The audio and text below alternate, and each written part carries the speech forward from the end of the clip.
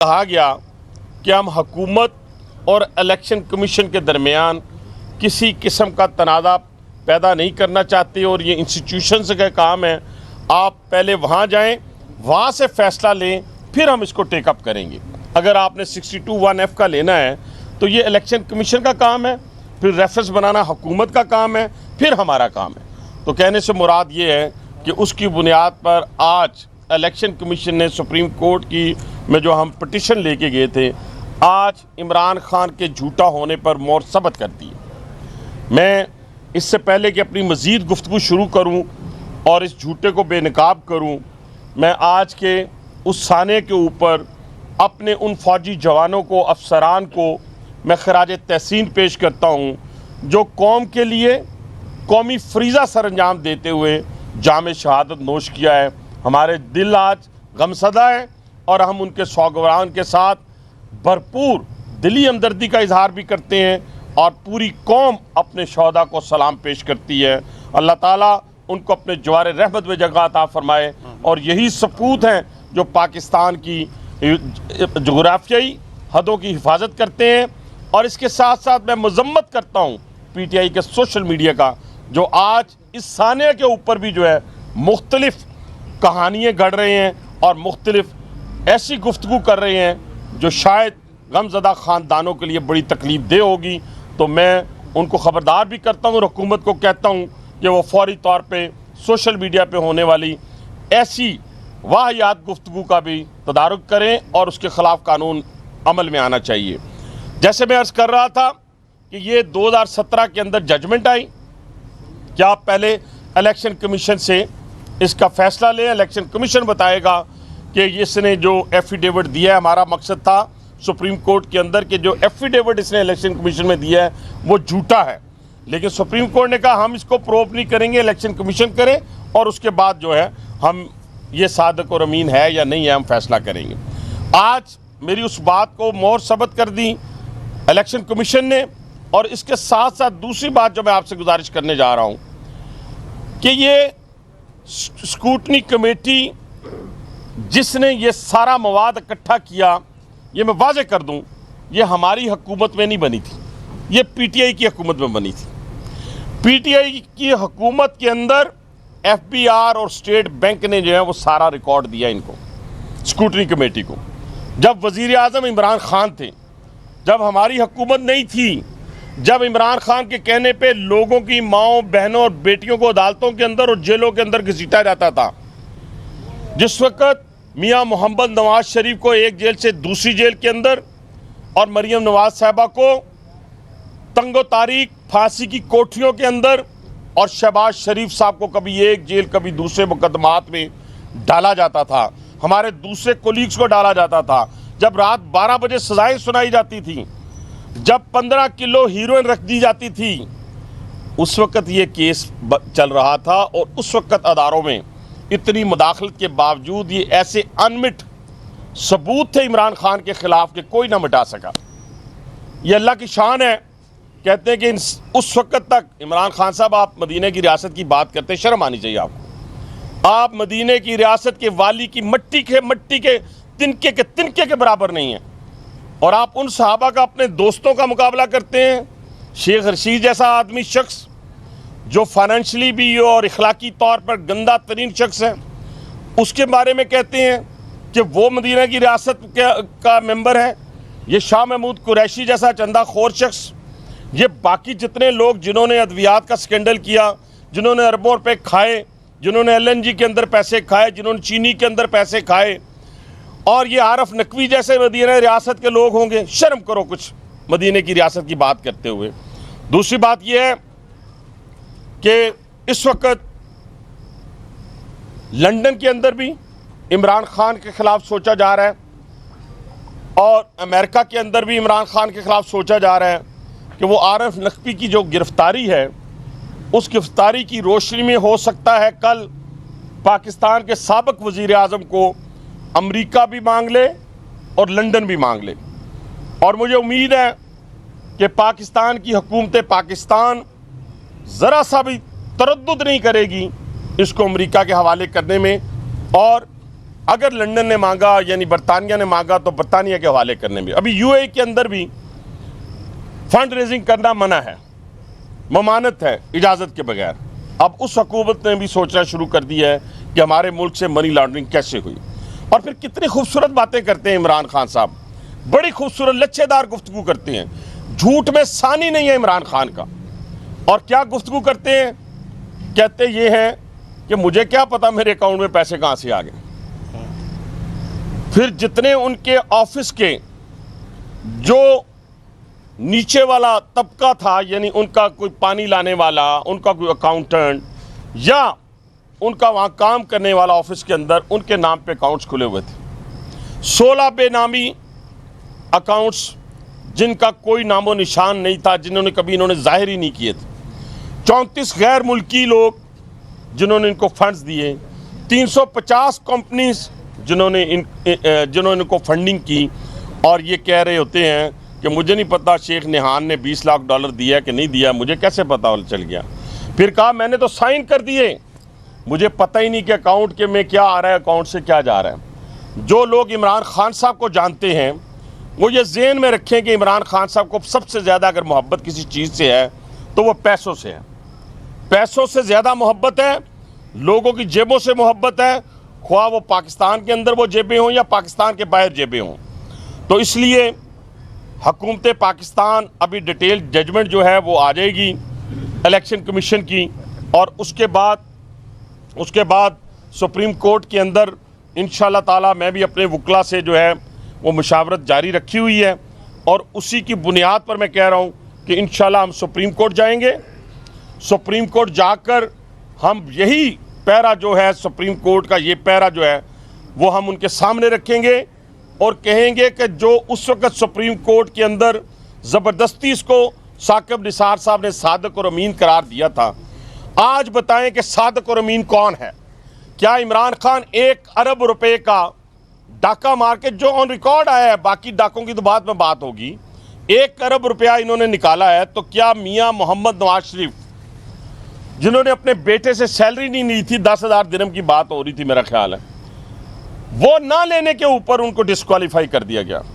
तो एक शख्स ने इतना बड़ा झूठा एफिडेविट दिया है जो पाकिस्तान की 74 साल तारीख में नहीं हुआ। तो अब अदालतों के लिए सवालिया निशान होगा कि क्या अदालतें जो हैं इस झूठे शख्स को, सर्टिफाइड झूठे शख्स को किस तरीके से एंटरटेन करते हैं। ये दूसरी और तीसरी बात ये है, मैं आपसे सामने गुजारिश करना चाहता हूँ कि इनके पास आज तक हर शख्स को चोर, डाकू, अभी मैं असद उमर को सुन रहा था, वो कह रहा था जी हराम का पैसा बचाने के लिए ये हरकत और सकनात की जा रही हैं कि इमरान खान पे, क्योंकि इमरान खान गरीबों से पैसे लेता है, आम आदमियों से पैसे लेता है। देखिए कैसे ओवरसीज़ पाकिस्तानियों को गुमराह करते हैं। भाई ओवरसीज़ पाकिस्तानियों के पैसों की बात नहीं हो रही। अभी 34 नाम ये मेरे पास मौजूद हैं जिनका ताल्लुक इजराइल से, अमेरिका से, हिंदुस्तान से है। 34 लोग तो वो हैं जो इस वक्त सामने आ गए हैं, जिनके नाम, जिनके पते वो हिंदुस्तान से ताल्लुक़ रखते हैं, अमेरिका से, इजराइल से ताल्लुक़ रखते हैं। और आपसे तो ढकी छुपी बात ही कोई नहीं। आप तो इजरायली कैंडिडेट के लिए, लंदन के मेयर के लिए चले गए थे, जो इजराइल का कैंडिडेट था उसकी हमायत करने के लिए। मुझे तो कभी आपके इजरायली होने पे शक व शुबा नहीं रहा, मुझे तो कभी आपके झूठा होने पे शक व शुबा नहीं रहा। इसीलिए तो मैं आज से 6 साल पहले अदालत में चला गया था और जाकर कहा था कि ये शख्स झूठा है। उस वक्त मेरी बात नहीं मानी गई। अगर उस वक्त कला कमा कर दिया जाता तो खुदा की कसम उठा के कहता हूँ कि पाकिस्तान मुआशी लिहाज से जहाँ आज खड़ा है, ये कभी जो है पाकिस्तान इस नज पे ना पहुँचता। और उस वक्त अगर मियाँ मोहम्मद नवाज शरीफ की हुकूमत को ना हटाया जाता तो आज पाकिस्तान इस जगह पे ना होता जो आज इस जगह पर है, जो पहाड़ी से लुढ़कते हुए पत्थर की मानंद बना हुआ है। तो मेरे नहायती काबिल एहतराम पाकिस्तानी कौम के नौजवानों, मैं आपसे ख़ास तौर पे मुखातिब हूँ। खुदा की कसम हमने देखा है पूरी सियासी ज़िंदगी के अंदर, 35 साल सियासी ज़िंदगी के अंदर, कि हमने कभी इस्लाम के नाम पे नौजवान को लूटा, कभी तब्दीली के नाम पे लूटा। क्या वो शख्स आपका लीडर हो सकता है जो झूठ बोल रहा हो, जो खुद तो कह रहा हो कि आप आएँ और आकर तो लोगों के सामने मुकाबला करें, हुकूमत के सामने आंसू गैस खाएं और डंडे खाएं, और ख़ुद खैबर पख्तूनख्वा में छुप जाए? ये इतना दिलेर शख्स है, इसकी दिलेरी से हम वाकिफ़ हैं। इस वक्त पाकिस्तान बहुत नाजुक दौर से गुजर रहा है। इस नाजुक दौर में ज़रूरी है, मुझे कल किसी हार्ड कोर PTI के एक बुज़ुर्ग ने कहा एक जगह के ऊपर, वो सरकारी अफसर थे, रिटायर्ड सरकारी अफसर, उसने कहा, वो ख़ुद PTI से ताल्लुक़ रखने वाला शख्स था, उसने कहा इमरान खान वज़ीर आज़म बन जाए फिर भी ये मुल्क नहीं रहने देगा, और अगर ये अपोजिशन में रहा तो फिर भी ये मुल्क नहीं रहने देगा। इसका मकसद ये है कि जितनी जल्दी हो सकता है वो हुकूमत वक्त इसके ख़िलाफ़ रेफरेंस भेजे, रेफरेंस भेज के फ़ैसला ले, वरना मैं तो इंशाअल्लाह ताला इमरान खान के ख़िलाफ़ सुप्रीम कोर्ट में जाऊँगा और अपनी उस बात को जो मैं 62(1)(f) के तहत गया था और उस वक्त मुझे कहा गया था कि आप इलेक्शन कमीशन से फ़ैसला लें, उस फ़ैसले की रोशनी में इंशाअल्लाह ताला मैं जाकर, ये आज के फ़ैसले की रोशनी में जाकर हम कहेंगे, और ये जो फॉरेन फंडेड पॉलिटिकल पार्टी है इसके ऊपर बैन इंशाअल्लाह ताला लगवाने की भी कोशिश करूंगा। लेकिन उस वक्त एक मैं नुक्ता आपके सामने रख रहा हूँ, उस वक्त के जजेस ने सवाल किया था जब हम पिटीशन लेके गए थे कि आप पार्टी को बैन करवाना चाहते हैं या इसको नहल करवाना चाहते हैं। तो मेरी ज़ाती राय के तौर पे मैं खड़ा हुआ और मैंने कहा कि सर मैं ज़ाती तौर पे इसको डिस्क्वालीफाई करवाना चाहता हूँ, और देख लें कि आज पार्टी पे बैन लगा कि नहीं लगेगा, आगे जाके लगेगा नहीं लगेगा, ये लीगल बात है, ये हमारे लीगल एक्सपर्ट इस पर काम कर रहे होंगे। लेकिन उस वक्त की मेरी बात आज सच साबित हुई कि मैंने कहा था कि इसका एफिडेविट झूठा है, वो एफिडेविट झूठा निकल आया है। इसके ऊपर इंशाअल्लाह हम थोड़े दिनों में मुशावरत करके, तो हुकूमत क्या फ़ैसला करती है, हुकूमत का फ़ैसला अपना होगा, लेकिन हनीफ अब्बासी का फ़ैसला अपना होगा। इंशाअल्लाह इस मुल्क और कौम की जान छुड़ाने के लिए, इसको सही समत की तरफ गामजन करने के लिए हम इंशाअल्लाह ताला जो है वो सुप्रीम कोर्ट में जाके पूरी कौम की जान इससे इंशाअल्लाह छुड़वाएंगे। हनीफ अब्बासी साहब, पाकिस्तान तहरीक इंसाफ की जानिब से आज इलेक्शन कमीशन के फैसले को रद्द किया गया। वो कहते हैं कि ये एकतरफा करवाई है, इंतकामी करवाई है। एक दूसरा, ये ममनुआ फंडिंग, वो कह रहे हैं ममनुआ फंडिंग है, आप कह रहे हैं फॉरेन फंडिंग, केस है क्या? दूसरी बात ये है कि ये बताइएगा कि आप रेफरेंस दायर करेंगे, इसकी नाअहली पर सुप्रीम कोर्ट जाएंगे, वो कह रहे हैं कि फैसला इनके खिलाफ नहीं आया। देखिए, पहली बात तो ये रेफरेंस मैं तो नहीं, रेफरेंस तो हुकूमत दायर है, और अगर हुकूमत रेफरेंस दायर नहीं करती तो ऐसी हुकूमत को पकड़ के फिर जो कुछ हम कर सकते हैं करेंगे खुद आपके साथ मिल के। जहाँ तक रहेगी बात अपना, आप कह रहे हैं कि मैंने तो पटिशन करनी है ना, मैंने तो इस केस को लेके जाना है। जो साबका जो हमारा फैसला आया था सुप्रीम कोर्ट का, जिसमें हमारी जो पटिशन थी उसको टर्न डाउन कर दिया गया, यानी खारिज कर दिया गया था। जी हम करेंगे, जी हम करेंगे। मैं ऐसी हुकूमत का कैसे इंतज़ार कर सकता हूँ जिसने 3 माह के अंदर अंदर इसके बड़े बड़े ब्लंडर्स जो थे उसके ऊपर अभी तक कार्रवाई, उसके साथ अभी तक कार्रवाई नहीं की गई। और हाँ, हमारी अपनी टीम जो हमारी है, सरदार नसीम अहमद खान साहब, बरशद साहब, कदूसी साहब वगैरह दोस्त बैठे हैं, जवेद मुगल साहब लीगल एक्सपर्ट है हमारे, हम सारे लोगों से, और आज़म नज़ीर तारड़ साहब से मेरी बात हुई है, तो हम इंशाअल्लाह ताला उनकी मुशावरत से जो है वो नेक्स्ट कदम उठाएंगे। लेकिन अल्लाह ताला के फजल करम से आज 6 साल बाद कम से कम मैं तो सुरखरू हुआ कौम के सामने कि हम जो पिटीशन लेके गए थे वो सच साबित हो गई है। भाई साहब, ये बताइएगा कि एक तरफ ये तासर दिया जा रहा है कि इमरान खान को कोई कुछ नहीं बिगाड़ सकता, और आप कह रहे हैं कि मैं सुप्रीम कोर्ट में पिटीशन लेके जाऊंगा, तो आप कितना आपको यकीन है कि जो तरीकाकार जो चीफ जस्टिस की सरबराही में जो 3 रुकनी बेंच बनता है, अगर ये आपकी पिटीशन उस पर लग जाती है तो क्या इमरान खान को आप समझते हैं कि फिर क्लीन चिट मिल जाएगी? फिर क्या होगा, सुप्रीम कोर्ट से भी क्लीन चिट मिल? देखिए, आप सत्ती साहब मुझे अच्छी तरह जानते हैं कि मैंने इसी निज़ाम के तहत, इसी मुल्क में रह के, इसी शहर के रह के मैंने रिलीफ भी लिया अदालतों से। इसी निज़ाम ने मुझे एक झूठी सज़ा भी दी है, और जब मुझे दी गई थी सज़ा तो मैंने इमरान खान की तरह चीखो पुकार नहीं की और भाग नहीं गया था। आपके सामने वीडियोज़ निकालें, मैंने कहा कि इसी निज़ाम के तहत मुझे रिलीफ भी मिलेगा, और मुझे उसी निज़ाम के तहत रिलीफ भी मिला। मैं इसी निज़ाम के तहत ये तवक्को रखता हूँ कि जिस ऑनरेबल सुप्रीम कोर्ट ने मुझे इलेक्शन कमीशन से रजू करने के लिए कहा था और कहा था वहाँ से फ़ैसला लें, आज उसने फ़ैसला दे दिया है, और मुझे उम्मीद है कि मुझे यहाँ भी मैं सुरखरू होऊंगा और पूरी कौम और मुल्क की जान छुड़वाऊंगा इंशाल्लाह। सब ये बताइएगा, जिस तरह आज फॉरेन फंडिंग के ऊपर आया फैसला, इसी से मिलता जुलता मुस्लिम लीग नून और पाकिस्तान पीपल्स पार्टी के खिलाफ इलेक्शन कमीशन में पेंडिंग है। आप क्या समझते हैं, नून लीग की जो फॉरेन फंडिंग थी वो हलाल थी और इमरान खान की हराम है? इन देख- दोनों केसेस में फ़र्क क्या है बेसिकली? देखिए इमरान पहली बात तो ये है कि ये नहीं हो सकता कि कत्ल के 400 मुकदमा चल रहे हों तो हर बंदा कहे जी ओदा फैसला ना करना, पहले मेरा फैसला कर दो। ये नहीं हो सकता। अदालत में एक क्यू लगी होती है। ये इन्होंने तो दाखिल उस वक्त किया हमारे खिलाफ जब इनके खिलाफ फैसला आने वाला था, उस वक्त किया। तो ये तो 8 साल से केस चल रहा है और वो केस भी हमने नहीं किया, अकबर एस बाबर ने किया जो उनका बानी रुकन है। ना केस हमने किया, ना इन्वेस्टिगेशन हमारे दौर में हुई, ना चीफ इलेक्शन कमिश्नर हमने लगाया। राजा सुल्तान सिकंदर साहब, मैं उनकी तारीफ इसलिए नहीं करूंगा कि वो पीटीआई वाले पीट उठेंगे, वो हमारे पास पंजाब में रह के गए हुए अपराइट अफसर था, अपराइट अफसर है। अब उसको किसने लगाया? उसको पीटीआई ने लगाया। मैं अपनी किसी अभी लीडर की बात सुन रहा था टीवी पे, मेरा ख्वाजा आसिफ साहब की, कि उसके हाथ में चिट दी, किसने दी? परवेज खट्टक ने, कि जी इसको लगा दें।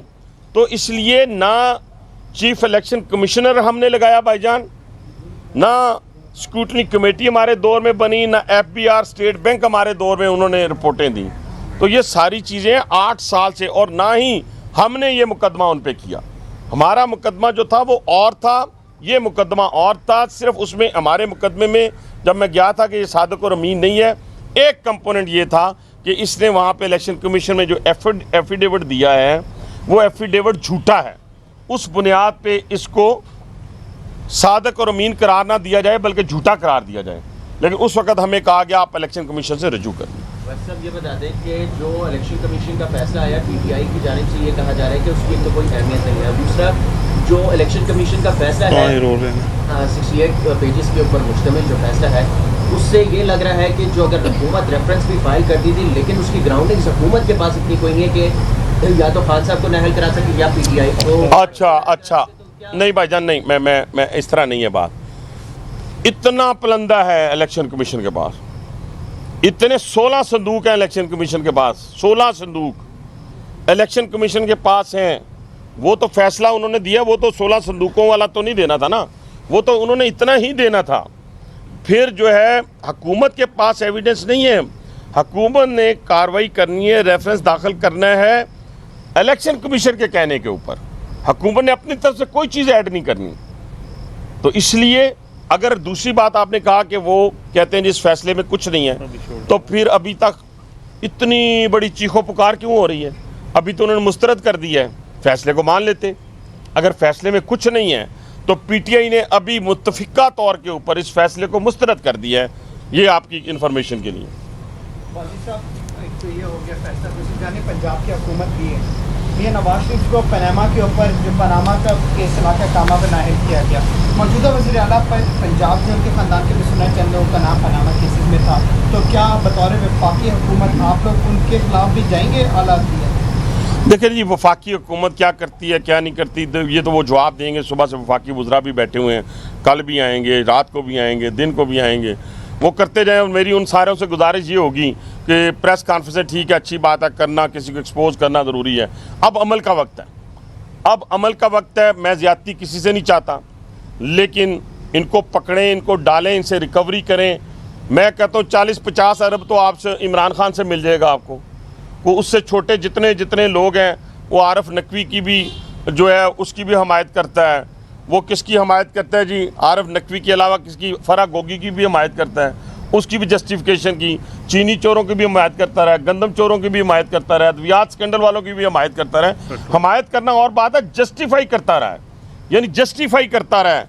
और आज अगर आप ये कहें कि जनाब अली के उनके ख़िलाफ़ कोई एविडेंस नहीं, तो राजा सुल्तान सिकंदर का और उनकी पूरे जो चीफ इलेक्शन कमीशन की टीम है, उन सब का ये मुश्तरका जो है वो फैसला है। भाई साहब, ये बताइएगा कि जिस तरीके से अभी आपने जिक्र किया, बरतानिया और अमेरिका इमरान खान की डिमांड कर सकता है कि उसके हवाले किया, किस कानून के तहत जो है ना ये इस किस्म की डिमांड आ सकती है? जी बिल्कुल, बड़ी अच्छी बात है भाईजान।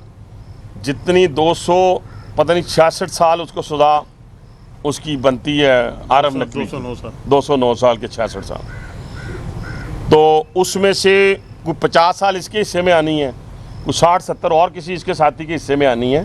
तो वहाँ कानून तो ये नहीं है ना भाईजान, वहाँ तो सबसे ज़्यादा कत्ल से भी ज़्यादा संगीन जुर्म जो है वो मनी लॉन्ड्रिंग का है।